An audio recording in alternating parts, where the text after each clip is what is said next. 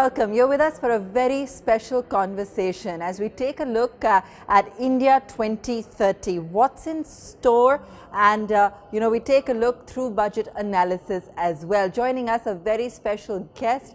We got Vivek Bindra, the founder and CEO of Bada Business. He's a motivational speaker, an inspiration. He's someone who a lot of entrepreneurs look to for guidance. He's broken lots of Guinness records, and I'm sure he'll tell you a lot more about what Bada Business is all about and how you can also really access some learnings through it. But first, Vivek, आपसे पूछते हैं कि 2019 में Prime Minister had laid out about 10 divisions for India 2030. अब आपके क्या suggestions है किस तरीके से इंडिया जाके एक सुपर पावर बन सकता है 2030 तक? What is the growth rate currently looking like? धन्यवाद आबा। फर्स्ट ऑफ ऑल आप एज एन आइडेंटिटी आप एक इंग्लिश स्पीकर हैं और फिर भी आप हिंदी में प्रयास कर रही हैं, उसके लिए धन्यवाद। Our channel is also Hindi channel. As an identity I am a Hindi speaker, तो मैं प्रयास करूंगा कि उत्तर सारे आपको हिंदी में दूं। पहला मैं शुरू करता हूं कि यूएनडीपी के ना एक्चुअली 17 गोल्स हैं। ये महत्वपूर्ण 17 गोल्स हैं। उन 17 गोल्स जो कि भारत को सुपर पावर बनाने में मदद करेंगे, उसमें से 11 में इस समय हम काफ़ी पीछे चल रहे हैं। मैं उदाहरण दे देता हूँ। हंगर है, हेल्थ है, इक्वालिटी ऑफ जेंडर है, सफाई सैनिटाइजेशन है, इसके अलावा इंडस्ट्री इनोवेशन इंफ्रास्ट्रक्चर है, इनइक्वालिटी है। तो अगर इन एरियाज़ में खासतौर से जस्टिस, पीस और strong institution in partnership with these goals, तो ये 11 एरियाज़ हैं जहां हम कमज़ोर चल रहे हैं। मुझे ऐसा लगता है अगर आप ये कह रहे हैं कि भारत को एक सुपर पावर 2030 में देखना चाहते हैं, तो पहला हमें करप्शन खत्म करना होगा। और करप्शन खत्म करने के लिए बड़ा सिंपल तरीका है कि अगर आप जजेस बढ़ा सकें।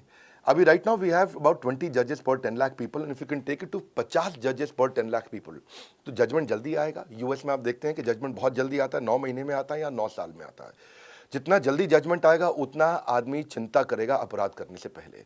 दूसरा, मुझे लगता है कि स्टेट्स को बड़े स्ट्रॉन्ग पीएनएल की तरह इंसेंटिवाइज करके ड्राइव करना चाहिए, जिससे स्टेट्स अगर अच्छा परफॉर्म करेंगे तो कंट्री अच्छा परफॉर्म करेगा। तीसरा, मुझे लगता है कि जिस देश का शिक्षक यानी कि एजुकेशन सिस्टम व्यवस्था कमज़ोर रहेगी, वहाँ दिक्कत रहेगी। तो अगर हम फैकल्टीज़ को गवर्नमेंट स्कूल के अंदर इंसेंटिवाइज करें उनके बच्चों की परफॉर्मेंस के बेसिस पे, तो रिजल्ट्स बहुत अच्छे आ सकते हैं। कि जितने बच्चे आपकी क्लास में सरकारी स्कूल के अंदर अच्छा परफॉर्म करते हैं, बेसिस हम सरकारी स्कूल के टीचर्स को भी इंसेंटिवाइज कर सकें। टीचर ट्रेनिंग बजट को बढ़ाना चाहिए। मुझे लगता है कि गवर्नमेंट ने को पॉलिसी मेकिंग में इन्वॉल्व होना चाहिए और कॉर्पोरेट को ही खाली बिजनेस करना चाहिए। Railways, airline, oil and gas को प्राइवेटाइज कर रहे हैं, इसको कई लोग बुरा मानते हैं, मेरी नज़र में बहुत अच्छा है। स्कॉलरशिप मुझे लगता है बच्चों के लिए 1 लाख करोड़ का, जिससे मेरिटोक्रेसी को हम आगे बढ़ाएं। इसके अलावा ब्यूरोक्रेट्स कभी कभार थोड़ा स्लो रह जाते हैं, बहुत इंटेलिजेंट होने के बावजूद। अगर उनको स्टिक इन कैरेट मॉडल में, उनका स्टिक तो बहुत मजबूत है, सीएजी भी तंग करता है, सीवीसी भी करता है, सीबीआई भी करता है, इतना ऑडिट होता है, इतना चेक होता है, पर अगर वो कुछ अच्छा करता है ब्यूरोक्रेट, तो उसको कोई कैरेट नहीं है। अगर वो कुछ बड़ा अचीव करेगा तो कुछ तो कोई पूछता नहीं है, कोई तारीफ नहीं होती है, तो उसको कैरेट भी देना है स्टिक के साथ साथ, वो बहुत ज़रूरी है। और फाइनली मैं कहूँगा कि आप लेबर इंटेंसिव बिजनेस में आप आउटकम ड्रिवन इंसेंटिवाइजेशन लेके आते हैं, हेल्थ केयर को अफोर्डेबल बनाते हैं। बेसिकली ये मेरा एक बड़ा फेवरेट सब्जेक्ट है। रेड टेपिज्म को अगर रेड कारपेट कर सकें, अगर आप बिजनेस को इंसेंटिवाइज कर सकें लर्निंग के साथ में, टैक्सेस को थोड़ा रैशनलाइज कर सकें, ये कुछ मेरा फेवरेट सब्जेक्ट है। तो इसलिए मैं ज़्यादा बात भी करता हूँ और काफ़ी ज़्यादा बात करता हूँ। मुझे लगता है कि I will answer more in your next questions. जी, India is producing so many unicorns. हर 9 दिन के करीबन एक नया यूनिकॉर्न शेप ले रहा है। But when we take a look at ease of doing business और ईज ऑफ स्टार्टिंग बिजनेसेस, हम फिर भी बहुत पीछे हैं। ये कैसे सॉल्व हो सकता है? बहुत अच्छा। मैं उत्तर से पहले बता दूं, ना पक्ष ना विपक्ष। I will not actually favour any government, I will only talk about the main principles which are important. Ease of doing business के अंदर हम 63 हैं, आपने ठीक बोला, आउट ऑफ 190 कंट्रीज। लेकिन स्टार्टिंग बिजनेस में यानी कि हम शुरू करने ही नहीं दे रहे हैं अपने बिजनेसेस को भारत के अंदर। आज माइक्रो एंटरप्रेन्योरशिप जो गाँव के अंदर या 1 लाख की पॉपुलेशन के छोटे इलाकों में किया जा सकता था, उसमें हमारी रैंक 136 है। 190 देशों में बहुत पीछे हैं। सिंगल विंडो क्लियरेंस की मुझे लगता है काफ़ी कमी है। रेस्टोरेंट शुरू करने के लिए 45 डॉक्यूमेंट चाहिए आपको, लेकिन गन खरीदना बहुत आसान है हमारे देश में। गन के लिए आपको कम लाइसेंसेस चाहिए होते हैं। टैक्सेस भी इस समय लोग नहीं पे कर रहे हैं। 115 रैंक आ रही है 190 देशों के बीच में। और सबसे ज़्यादा बुरा जो मुझे हमेशा लगता है वो है एनफोर्सिंग कॉन्ट्रैक्ट, यानी कि ईमानदारी, यानी कि कॉन्ट्रैक्ट किया है तो उसको पूरा किया जाए, जो वचन दिया उसको निभाया जाए। उस मामले में प्राइवेट कंपनीज भी बहुत पीछे रह गई हैं। इंडिया जो है इसमें काफ़ी पीछे देखा जा रहा है। तो ये अगर आपको चाहिए कि हम स्टार्टअप्स को इम्प्रूव करें तो पहले ये समझते हैं कि ये देखो, आदमी वहीं फोकस करता है जहां पे उसको लगता है कि रिजल्ट आएगा, और स्टार्टअप्स में रिजल्ट आ रहा है। ऑलरेडी बहुत अच्छा रिजल्ट आ रहा है। India is the third largest ecosystem. 60,000 हमारे देश में स्टार्टअप्स हो चुके हैं और $42 बिलियन पिछले साल के मुकाबले, जो कि $11 बिलियन था, इस साल हमने $42 बिलियन हमने रेज किया है। नियरली 4 टाइम्स, 4 गुना ज़्यादा फंड रेज किया है। 46 यूनिकॉर्न नए ऐड हो गए हैं, यानी कि 90 यूनिकॉर्न है। हर 9 दिन में एक यूनिकॉर्न बन रहा है। पर जो टैक्स हॉलिडे सरकार ने दिया, मुझे लगता है वो कमज़ोर है। जो टैक्स हॉलिडे सरकार ने एक्सटेंड किया, मुझे लगता है कि क्योंकि जो स्टार्टअप है वो पहले तो लॉस में ही रहता है। आपने 3 साल का उसको टैक्स का बेनिफिट दिया, 3 साल बाद वो प्रॉफिट में आता है, टैक्स ले लेते हो। तो अगर उसको एक्सटेंड कर सकें, दुबई में टैक्स हॉलिडे 50 साल का है, एटलीस्ट इसको 5 साल एक्सटेंड किया जाना चाहिए था, उससे बेनिफिट होता। अब इन्वेस्टर स्टार्टअप में उसको भी कुछ फायदा मिलना चाहिए। इन्वेस्टर अगर बॉम्बे स्टॉक एक्सचेंज में कहीं जाकर के वहां इन्वेस्ट कर रहा है तो उसको लॉन्ग टर्म गेन पे यहाँ पे 10% का टैक्स है और स्टार्टअप इकोसिस्टम में 20% है। मुझे लगता है इसको रैशनलाइज करना चाहिए। सिंगापुर में जीरो कैपिटल गेन पे टैक्स है, इसीलिए सिंगापुर कई जगहों में बहुत अच्छा है हमसे। मुझे ऐसा लगता है इससे ज़्यादा इन्वेस्टर्स हम ला सकेंगे। इंक्यूबेटर एक्सेलरेटर, इसके लिए दिल्ली सरकार ने अभी कुछ काम करना शुरू किया, भारत सरकार ने किया, पर बहुत ज़रूरत है। 2400 एक्सेलरेटर्स इस समय चाइना के पास है, इंक्यूबेटर हैं, 1500 अमेरिका के पास है, भारत के पास केवल 300 है।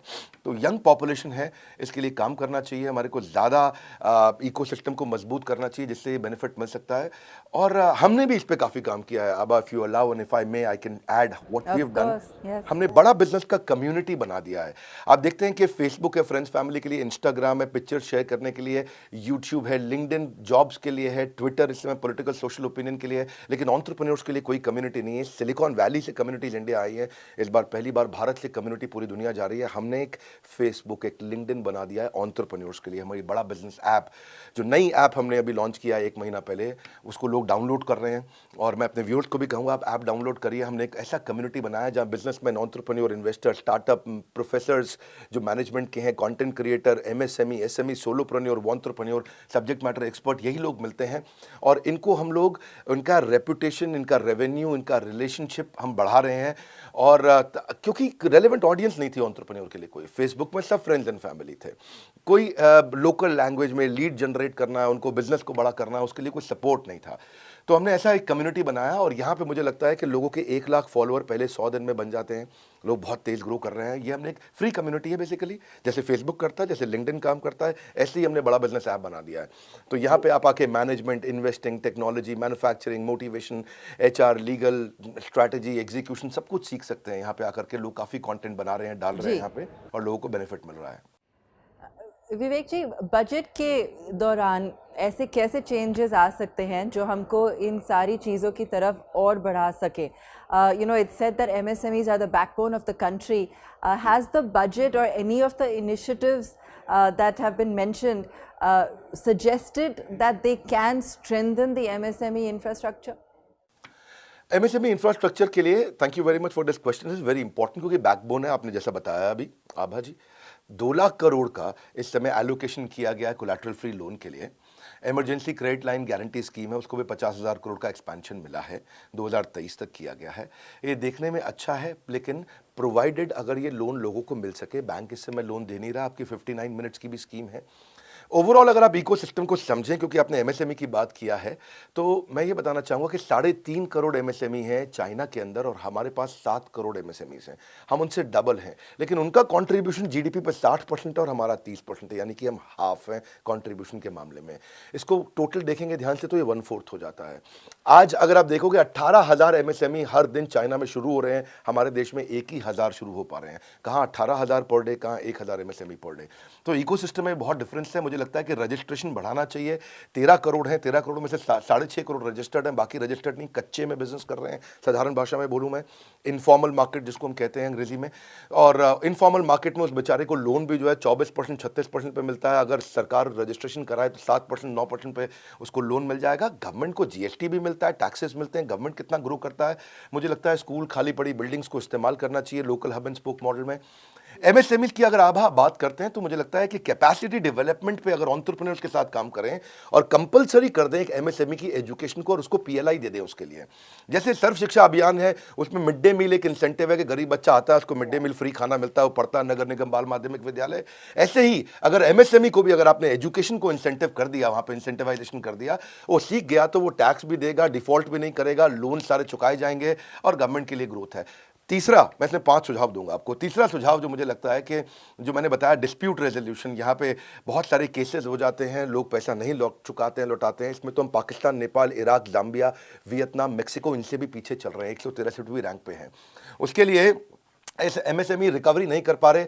एमएसएमई समाधान योजना देश में हमारी सरकार ने लागू तो किया है, पर वो लगभग फेलियर के नज़दीक मैं उसको मानता हूँ। 1 लाख केस आता है तो उसमें 10,000 सेटल होता है, 90,000 सेटल नहीं हो पाता है, 30,000 तो रिव्यू में रह जाता है।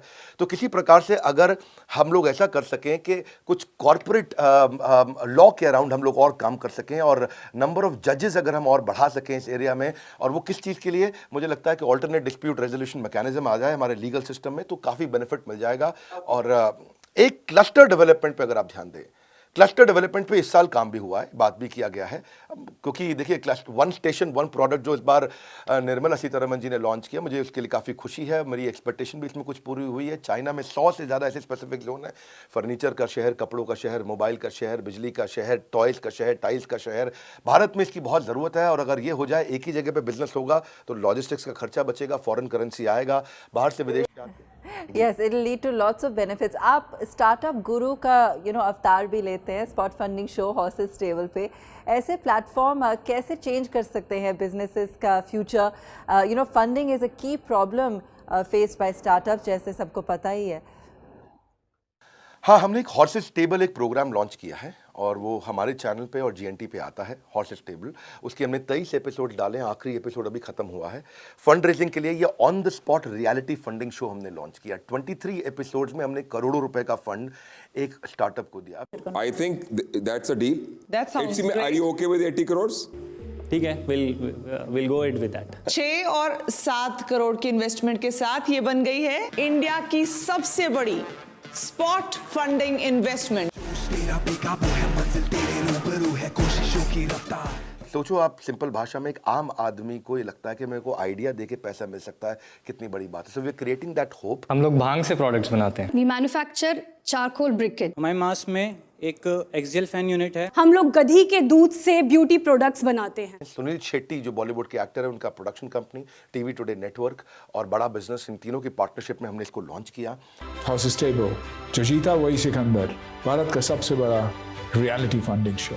यहाँ पे आपको मेंटर, कोच, एडवाइजर, पैसा, स्टार्टअप गुरु सब मिलते हैं। मेरा रोल एक स्टार्टअप गुरु का है इसमें। मैं आता हूँ एज ए स्टार्टअप गुरु, यहाँ पे आकर के आप क्राई नहीं करेंगे, दोबारा ट्राई करेंगे। आप स्ट्रांगली मेंटल होने की जगह जहाँ हो जाते हैं लोग, आप मेंटली स्ट्रांग हो जाएंगे।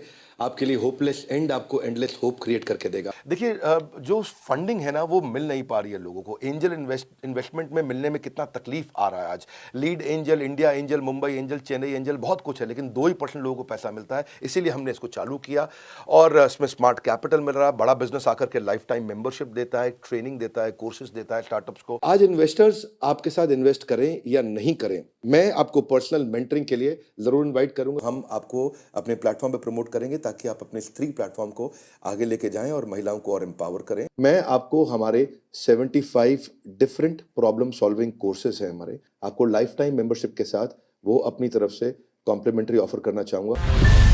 तो ये हमने काफ़ी काम किया इसके अराउंड और आई थिंक वो लोगों ने वीडियोस को बहुत पसंद किया। मैं व्यूअर्स को बोलूँगा कि 23 एपिसोड हैं, इनमें कुछ एपिसोड्स तो बहुत इंस्पिरेशनल है, आप जाके देखना चाहिए। आप जीएनटी पे या हमारे चैनल पे देख सकते हैं। एक बहुत करेज मिलता है और सीरियस प्रोग्राम है। मतलब ऐसा नहीं है कि हमने इसको बड़ा एक बिग बॉस टाइप हो हल्ला किया है। एक सीरियस कॉन्टेंट हमने यहाँ आकर के बिल्ड किया है कि जिसमें आप देखें कि एक एक्चुअली क्या आज स्टार्टअप को पता चल जाता है कि इन्वेस्टर्स कैसे बिहेव करेगा और इन्वेस्टर से मुझे मांगना क्या है, इक्विटी देनी कैसे है। ऑल राइट एंड आखिरी में मैं आपसे ये भी पूछना चाहूँगी कि जॉब क्रिएशन सबके माइंड पे है, सबसे इम्पोर्टेंट है। आपको लगता है कि बजट ने इस बार इसको ठीक से एड्रेस किया है? आगे जाके हमारे कंट्री पे इम्पैक्ट क्या हो सकता है, ग्रोथ पे क्या हो सकता है? और आप बड़ा बिजनेस पे भी इतना सब कुछ करते हैं एंटरप्रेन्योरशिप के लिए, स्किलिंग के लिए, तो कैसे ये सब चीज़ें आगे जाके और आगे बढ़ के इकोसिस्टम को इम्प्रूव कर सकती हैं? दो प्रश्न हैं आपके। एक, गवर्नमेंट ने क्या किया इस बार जॉब क्रिएशन के लिए, दूसरा बड़ा बिजनेस क्या करता है। पहले मैं गवर्नमेंट का बता देता हूं। गवर्नमेंट जॉब क्रिएशन के लिए अपस्किलिंग, रीस्किलिंग बहुत कर रहा है। 3000 करोड़ रुपए इन्वेस्ट करता है, लेकिन केवल 2% स्किल्ड लेबर है। इसका मतलब क्या हुआ? चाइना में 30% स्किल्ड है, इंडिया में 2% है। इसका अर्थ क्या हुआ? इसका अर्थ यह हुआ कि हमारे प्रोग्राम्स इफेक्टिव नहीं है। तभी आप देखते हैं कि टिम कुक आके पब्लिकली स्टेटमेंट देते हैं कि क्राफ्ट्समैनशिप और सोफिस्टिकेशन लेबर की मुझे चाइना में मिलती है, इसलिए मैं चाइना में ही काम करना चाहता हूँ, वहाँ फैक्ट्री लगाना चाहता हूँ। तो यहाँ पे जो है ना, इफेक्टिव नहीं है हमारा प्रोग्राम। इफेक्टिव अगर उसे करना है तो आपको रिफॉर्म लेके आना है, पैच वर्क नहीं। और रिफॉर्म के लिए आपको ईज ऑफ डूइंग बिजनेस पे काम करना चाहिए। ईज ऑफ डूइंग बिजनेस के लिए मैं अगर क्विक आपको 7-8 आइडियाज दे सकूं, पहला, रजिस्ट्रेशन को तेज करना चाहिए। दूसरा, बिना बात के रेगुलेशन से उनको हटाना चाहिए। तीसरा, जैसे आधार है ऐसे ही बिजनेस का यूनिक एंटरप्राइज नंबर होना चाहिए। अगर बिजनेस का यूनिक एंटरप्राइज नंबर होगा तो ये नहीं कि अभी जीएसटी लेके आ, अभी पैन नंबर, अभी ये नंबर, अभी वो नंबर, अभी ऐसा नंबर, एक नंबर सारा काम हो जाए। अब मैं इसके बाद बोलूंगा कि कमर्शियल कोर्ट ले आएं। कमर्शियल कोर्ट्स आ जाते हैं तो डिस्प्यूट फटाफट खत्म होते हैं, ज़्यादा बढ़ने चाहिए। कंप्लायंस से सारे के सारे विंडोज़ पे अलग अलग ना जाना पड़े, डिजिटलाइज हो जाए। अब अगर इंस्पेक्टर राज हुआ करता था पहले, हाँ, उसमें क्या है, आपको अगर इंस्पेक्शन भी करना है तो वो भी डिजिटल हो जाए। ऐसा नहीं कि हमारे ऑफिस को इंस्पेक्शन करने आ रहा है। सिंगल विंडो हो जाए कि एक ही जगह जाकर के मेरा बिजनेस चालू हो जाए। ऐसा नहीं कि मुझे 50 जगह जाना पड़े। लोन्स एंड ग्रांट इजी मिल जाए, अपने आप बिजनेस बड़ा होगा। और आपने पूछा हमारा क्या रोल है। देखिए, हम एक प्लेटफॉर्म है जो एंटरप्रेन्योरशिप सिखाते हैं, और इसीलिए हम इसी तरीके के शोज़ भी लेके आए, जो मैंने आपको बताया है कि हॉटलिस्ट टेबल जहाँ फंडिंग मिल रहा है। आज हमारे 100 से ज़्यादा कोर्सेज हैं। आज हमारे 80 बिलियनियर प्रोफेसर्स हैं और 500 सब्जेक्ट मैटर एक्सपर्ट्स मिलकर के पढ़ा रहे हैं, सिखा रहे हैं। 32 मिलियन का सब्सक्राइबर बेस है। सो आज 125 ऑफिस में, लगभग हर शहर में ऑफिस है, छोटे शहर में भी, टियर 2 में, टियर 3 में, टियर 4 में, जिस भी शहर का आप नाम जानते हैं लगभग हमारा वहाँ ऑफिस है आज। और 9 वर्ल्ड रिकॉर्ड्स हमने अभी बनाए, जहाँ पे हज़ारों लाखों करोड़ों लोग आकर के इसका पूरा लाभ उठाते हैं। तो बड़ा बिजनेस अपना काम कर रहा है, लेकिन सरकार से हम और पुश करना चाहेंगे कि इस पर काम किया जाना चाहिए और इसको और बड़ा करना चाहिए। धन्यवाद। Thank you so much, Vivek ji. Thank you so much. Great chatting with you today. Thank you Abha, बहुत बहुत धन्यवाद। Thank you very much.